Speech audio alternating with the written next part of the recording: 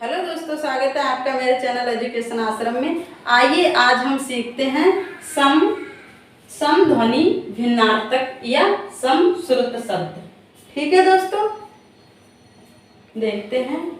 ऐसे शब्द जो पढ़ने और सुनने में लगभग एक से लगते हैं। ऐसे शब्द जो पढ़ने और सुनने में लगभग एक से लगते हैं, परंतु अर्थ की दृष्टि से भिन्न होते हैं। ठीक है दोस्तों, समध्वनि भिन्नार्थक शब्द कहलाते हैं। समध्वनि भिन्नार्थक शब्द कहलाते हैं। ठीक है दोस्तों, दूसरे शब्दों में कुछ शब्द ऐसे होते हैं जिनमें स्वर, मात्रा अथवा व्यंजन में थोड़ा सा अंतर होता है। वे बोलचाल में लगभग एक जैसे लगते हैं, परंतु उनके अर्थ में भिन्नता होती है। ठीक है दोस्तों, आगे देखते हैं। अंग्रेजी में इन्हें होमोफोन्स कहते हैं। ठीक है दोस्तों, अंग्रेजी में इन्हें होमोफोन्स कहते हैं। ठीक है दोस्तों, आगे हम कुछ देखेंगे शब्द। आइए दोस्तों देखते हैं। अंगना, अंगना का अर्थ स्त्री। ठीक है दोस्तों, अंगना का अर्थ स्त्री और अंगना, अंगना का अर्थ है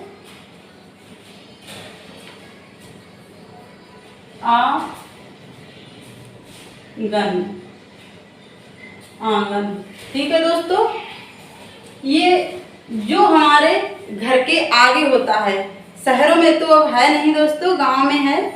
गांव में जो हमारे दोस्त रहते हैं, गांव में हमारे घर के आगे जो आंगन होता है, जैसे हम बोलते हैं आंगन, उसके ही लिए एक शब्द है ये अंगना। ठीक है दोस्तों, अंगना का अर्थ होता है आंगन। ठीक है दोस्तों, चलिए आगे देखते हैं। अवधि, अवधि का अर्थ है समय। अवधि का अर्थ है समय और एक अवधि, अवधि का एक जो अवधि होती है वो क्या होती है दोस्तों, हमारी भाषा होती है। एक बोली, एक बोली, बोली का नाम होता है दोस्तों। ठीक है, क्या होता है, एक बोली का नाम। अवधि, अवधि एक बोली का नाम है, एक भाषा है। ठीक है दोस्तों, देखने में तो एक जैसे ही है, बोलने में भी एक जैसे हैं, लेकिन इनका अर्थ जो है दोस्तों वो अलग अलग है। ठीक है दोस्तों, आगे देखते हैं। उपेक्षा, ये है उपेक्षा। उपेक्षा का अर्थ है लापरवाही और एक अपेक्षा है। अपेक्षा का अर्थ दोस्तों, अपेक्षा का अर्थ है तुलना में। क्या है दोस्तों, तुलना में। ठीक है,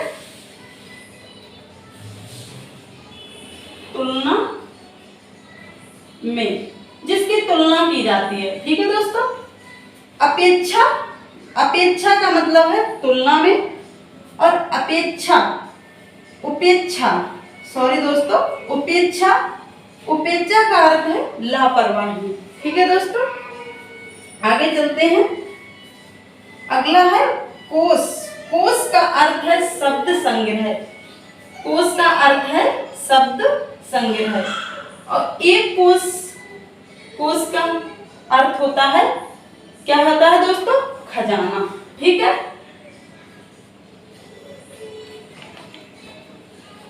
खजाना। ठीक है दोस्तों, कोश, खजाना, कोश का अर्थ है खजाना। ठीक है दोस्तों, आगे चलते हैं। कुछ, सॉरी दोस्तों, कुल, कुल का अर्थ है वंश। कुल का अर्थ है वंश और एक कुल का अर्थ होता है किनारा, किनारा।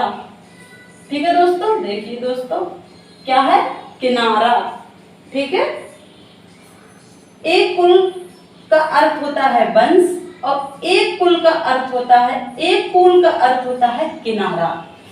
शब्द एक जैसे ही दिखते हैं दोस्तों और पढ़ने में भी एक जैसे ही दिखते हैं, लेकिन इनका अर्थ जो होता है दोस्तों वो अलग अलग होता है। ठीक है, आगे चलते हैं। खांसी, खांसी का अर्थ है अच्छी, जो आदत होती है, हल्के कहते हैं कि उसमें कोई खासियत है। ठीक है दोस्तों, इसी तरीके से एक खांसी, खांसी शब्द है, खांसी का अर्थ होता है, खांसी का अर्थ होता है एक रोग। ठीक है दोस्तों, क्या होता है, रोग। ठीक है, रोग। आगे चलते हैं।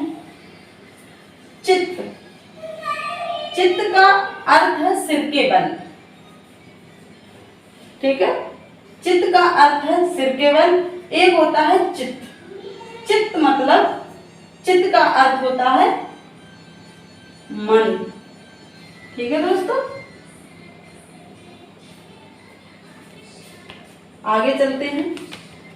एक है सब, सब का अर्थ है रात, सब का अर्थ है रात। सब, दूसरा है सब, सब का मतलब लाश। ठीक है दोस्तों, लाश। ठीक है, एक सब का अर्थ है, सॉरी दोस्तों, इसमें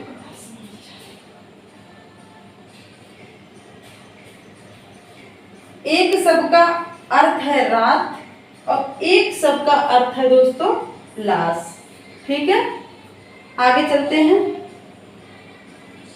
परीक्षा, परीक्षा, परीक्षा का अर्थ है कीचड़। दूसरा है परीक्षा, परीक्षा का अर्थ है इम्तिहान। ठीक है दोस्तों, इम्तिहान, इम्तिहान। ठीक है,